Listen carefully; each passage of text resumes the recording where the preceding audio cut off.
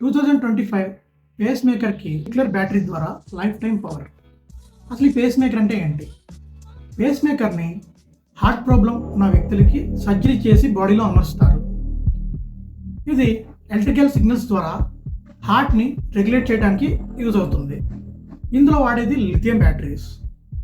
ఈ బ్యాటరీస్ అయిపోయినప్పుడు మళ్ళీ సర్జరీ చేసి పేస్ మేకర్ని రిమూవ్ చేయాలి.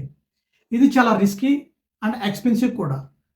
సో చైనా పెటావోల్ట్ అనే కంపెనీ BV100 అనే న్యూక్లియర్ బ్యాటరీని కనిపెట్టింది. ఇందులో నికెల్ 63 ఐసోటోప్ రేడియో యాక్టివ్ ఎలిమెంట్ని వాడతారు. ఇది బీటా పార్టికల్స్ని ఎమిట్ చేస్తుంది అండ్ నికెల్ 63ని స్టేబుల్ కాపర్ 63గా మారుస్తుంది.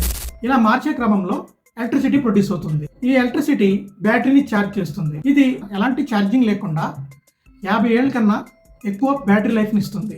అండ్ C14 అంటే రేడియో కార్బన్ని ప్రోటోటైప్ని టెస్ట్ చేసి ఈ బ్యాటరీ యొక్క లైఫ్ థౌజండ్స్ ఆఫ్ ఇయర్ వరకు పెంచారు. ఈ C14 అనే రేడియో కార్బన్ని ఏ అప్లికేషన్లో యూజ్ చేస్తున్నారు? Space exploration, probes and rovers, remote sensing, ocean buoys polar స్టేషన్స్లో సెన్సార్స్, ట్రాన్స్మిటర్స్, GPS సిస్టమ్స్లో వాడుతున్నారు.